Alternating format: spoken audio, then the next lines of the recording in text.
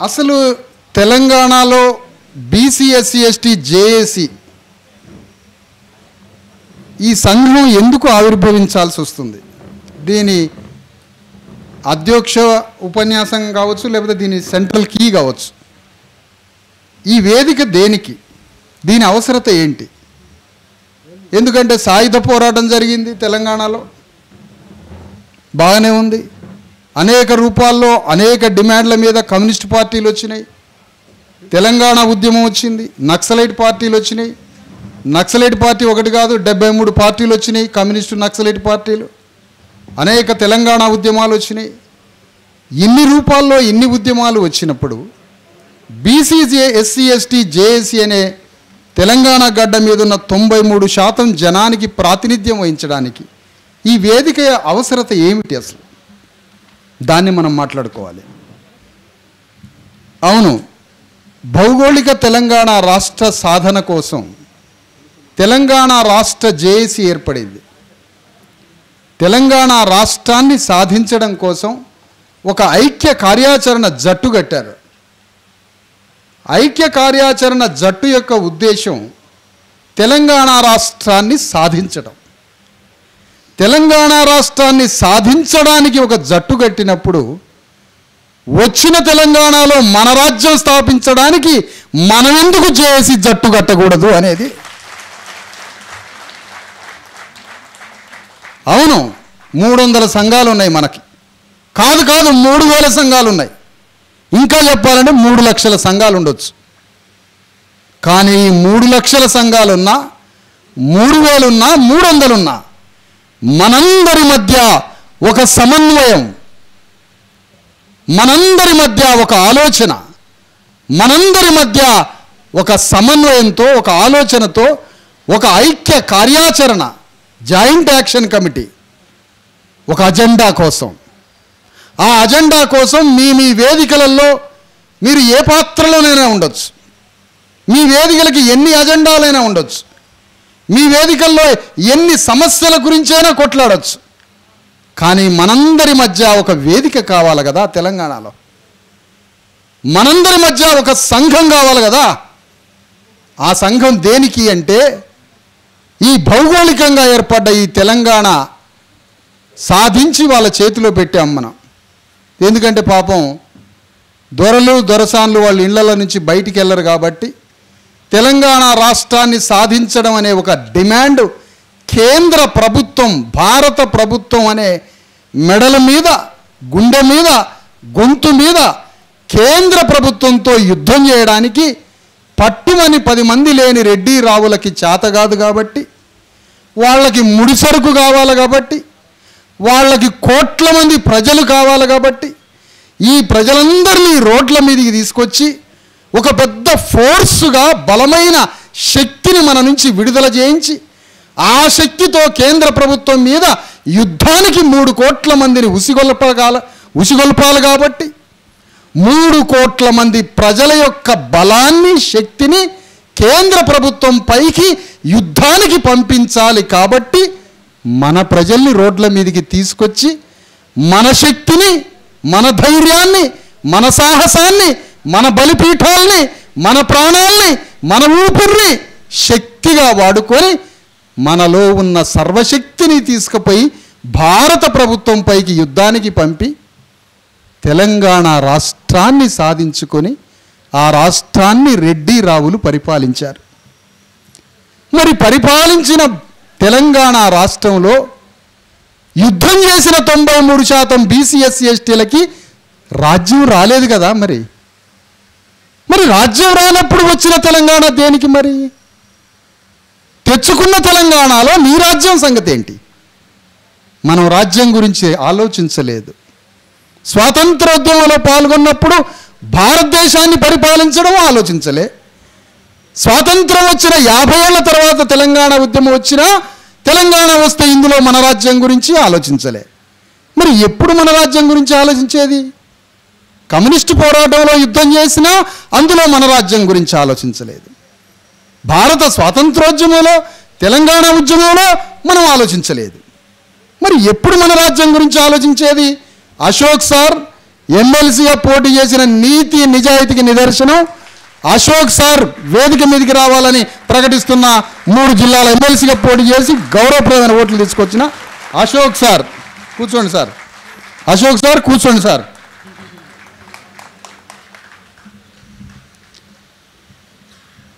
అలాంటి తెలంగాణ మహాభారత యుద్ధంలో పాల్గొంటివి, అక్కడ రాజ్యం గురించి ఆలోచించలేదా? స్వాతంత్రోద్యమంలో పాల్గొంటివి, అక్కడ రాజ్యం గురించి ఆలోచించలేదా? జాతీయోద్యమంలో పాల్గొంటివి, అక్కడ రాజ్యం గురించి ఆలోచించలేదా? తెలంగాణ ఉద్యమం అంటే అందులో పాల్గొంటివి, అక్కడ రాజ్యం గురించి ఆలోచించలేదా? ఈ 3 కుటుంబాలేంటి?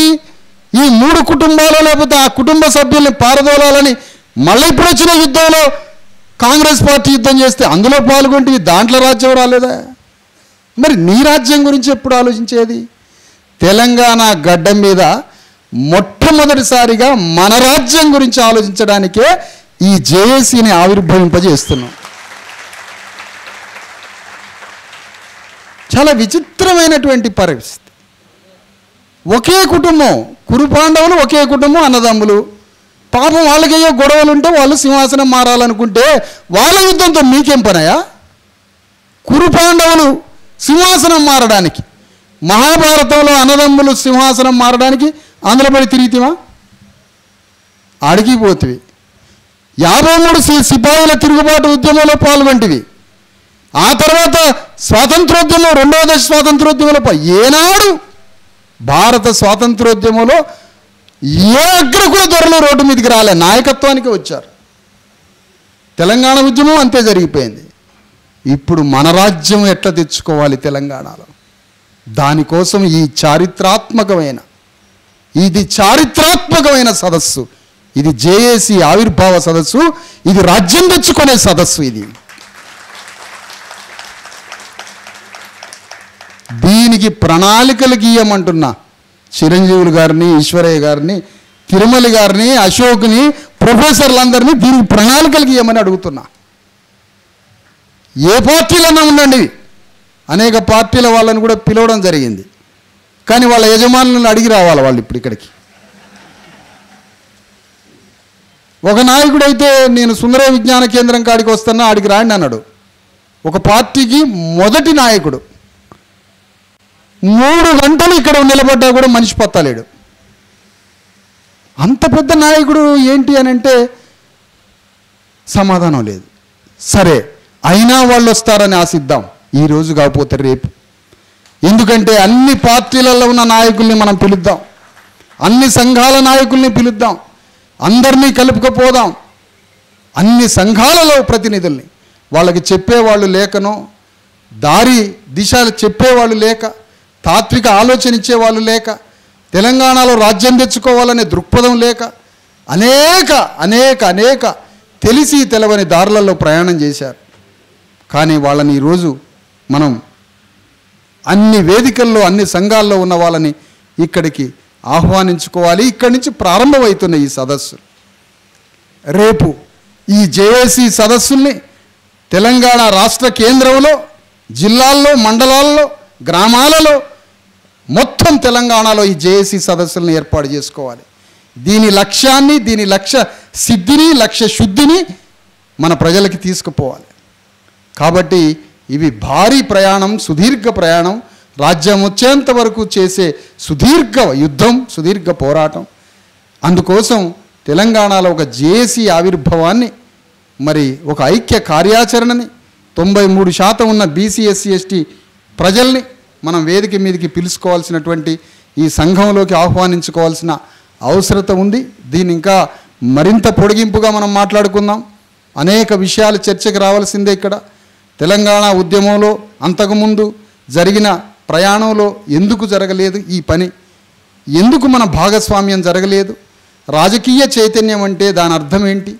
ఒక పొలిటికల్ ప్రొఫెసర్స్, పెద్ద పెద్ద ప్రొఫెసర్స్ చెప్పాలి. రాజకీయ చైతన్యం అంటే ఆ రాజ్యంలో అన్ని వర్గాలకి ప్రాతినిధ్యం ఉంటే దాన్ని రాజకీయ చైతన్యం అంటారు. సింప్లిఫై. కానీ రాజకీయ చైతన్యం విస్తృతంగా తెలంగాణలో ఉన్నది అని, ప్రపంచంలో ఎక్కడా లేని రాజకీయ చైతన్యం తెలంగాణలో ఉన్నది అన్నప్పుడు తెలంగాణ రాజ్యంలో 93% ఉన్న పీడితులకి భాగస్వామ్యం ఎందుకు లేదు అని ప్రశ్నిస్తున్నాను. ఇక్కడి నుంచి భాగస్వామ్యం లేదు. లేనప్పుడు రాజకీయ చైతన్యం ఎట్లుంటుంది? రాజకీయ చైతన్యం వెలమారెడ్డి కులాలకి మాత్రమే ఉంది. రాజకీయ చైతన్యం మీ ఇద్దరికీ ఉన్నది కాబట్టే మీ చేతులలో రాజ్యం ఉన్నది. మాకు రాజకీయ చైతన్యం ఉంటే ఈరోజు అధికారంలో మేము ఉండేవాళ్ళం కదా. ఈ మాటలు మరి ఎందుకు మాట్లాడుతున్నారు అని అంటే, ఈ మాటలు మాట్లాడేది కూడా వాళ్ళే. ఎందుకు అంటే ఈ మాటలు మాట్లాడితే వాళ్ళ చేతికి జనం దొరకాలని. కాబట్టి ఇవన్నీ ఎన్నో మాట్లాడాలి, ఇవన్నీ చర్చకి రావాలి. నీ ప్రజల్ని రాజకీయ విద్యావంతులుగా మార్చాలి, రాజకీయ విద్యావంతులుగా మార్చాలి. ఈరోజు చిరంజీవులు గారు తన మనమడికి అక్షరాభ్యాసానికి బాసర వెళ్ళారు.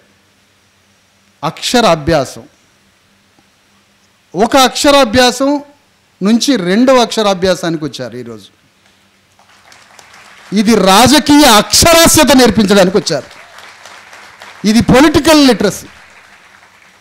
ఆ రోజు ఉదయం పూట మనమడికి అక్షరాభ్యాసం, ఈరోజు నీ బిడ్డలందరికీ రాజకీయ అక్షరాస్యత నేర్పించడానికి వచ్చారు. నాతో ఒక మాట అన్నారు చిరంజీవులు గారు, నేను ఐఏఎస్ ఆఫీసర్గా ఎన్నో బాధ్యతలు చేసి వచ్చాను. ఎంత అనుభవించాలి అధికారంగా, ఒక అధికారిగా నేను అనుభవించాను. నా లక్ష్యం ఒక్కటే, తెలంగాణలో నా ప్రజలు రాజ్యానికి రావాలన్నాడు.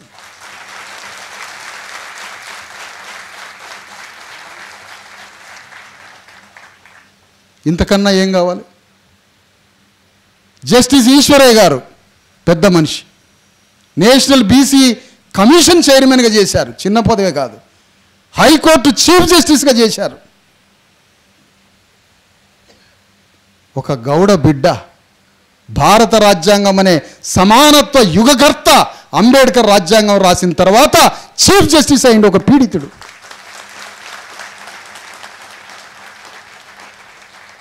చేయండి దిశానిర్దేశం, ఏం చేస్తారో చేయండి. యుద్ధానికి ఎంత సైన్యం కావాలనో, ఈ యుద్ధానికి ఎంత సైన్యం కావాలనో అంత సైన్యం అందించడానికి నేను రెడీగా ఉన్నా. ఎంత కావాలి చెప్పండి? మీకు ఎంత కావాలి సైన్యం? మీకు ఎంత సైన్యం కావాలంటే అంత సైన్యం తీసుకురావడానికి చూద్దాం. ఇంకా సైన్యం కావాలంటే పద్మశాలి కులంలోకి పోదాం, సైన్యాన్ని తయారు చేద్దాం, పద్మశాలిల జీవితం ఏంటో మాట్లాడదాం. అర్ధరాత్రి పూట 2 గంటలకి 3 గంటలకు కూడా మిషన్ కుట్టుకుంటూ బట్టలు కుట్టుకుంటూ చిన్న మంచం పట్టే రూములో నల్గొండ నుంచి కరీంనగర్ నుంచి హైదరాబాద్కు వచ్చి ఒక మంచం పట్టే గదిలో మిషన్ కుట్టుకుంటూ బిడ్డల్ని చదివించుకుంటూ బతుకెళ్ళ తీసుకుంటూ ఇక్కడి నుంచి బొంబాయి పోయి భీమండి పోయి ఇన్ని ప్రాంతాలకు పోయే కటిక పేదరికం అనిపిస్తున్న పేదల సంగతి ఏంటి? వాళ్ళకి రాజ్యంలో భాగస్వామ్యం కోసం యుద్ధం చేయొద్దా? ఎప్పుడైనా మీరు గమనించారా?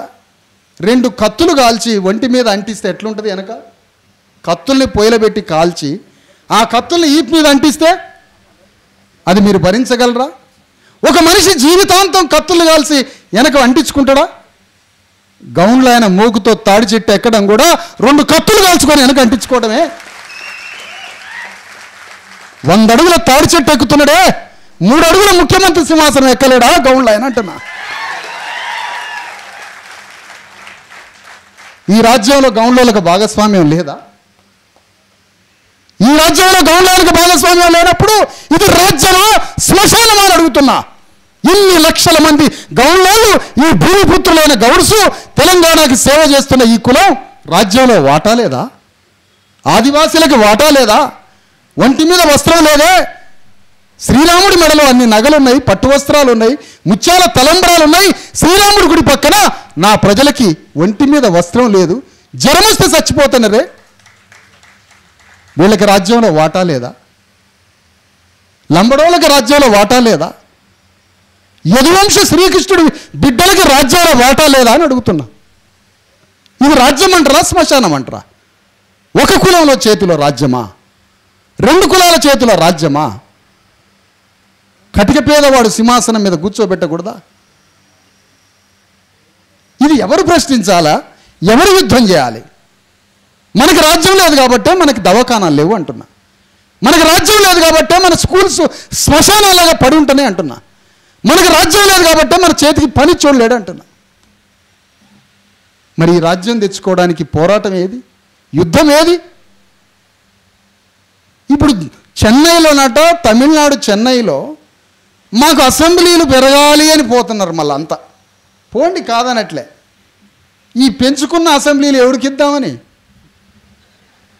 పెంచుకున్న అసెంబ్లీలు ఎవరికి ఇస్తారంటన్నా. ఇంకా 30 కావాలి మాకు, ఇంకా 50 రావాలి, ఇంకా పార్లమెంట్ సభ్యులు పెరగాలి అంటున్నారు. మరి ఎవరికి?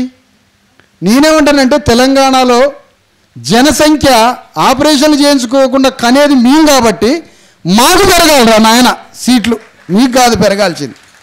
చంద్రబాబు నాయుడు ఇంట్లో ఒక్కడే కొడుక, ఆయనకి ఒక కొడుకేనా? మీకెందుకు? మగ పిల్లవాడి కోసం 15 మంది అనేది మేము మాకు కావాలి, ఎంపీలు మాకు కావాలి కదా. అందుకని ఇక్కడ మనం మాట్లాడాల్సింది రిప్రజెంటేషన్, ప్రాతినిధ్యం ఏంటి, భాగస్వామ్యం ఏంటి, రాజ్యం ఎవరిది, ఇవన్నీ మాట్లాడుకొని దీని మీద యుద్ధం చేయకపోతే ఎట్లా అంటున్నా. ఈ ప్రజల్ని చంపుకుందామా? ఈ ప్రజల్ని ఏం చేద్దాం? నేను అడుగుతున్నాను సార్ మిమ్మల్ని వేదిక మీద. చరిత్ర తప్పిదాలను బయటికి తీస్తుంది, అనేక తప్పిదాలను. ఒక సింగిల్ మాట అడుగుతున్నా నేను, కొద్ది వాటర్ అమ్మ.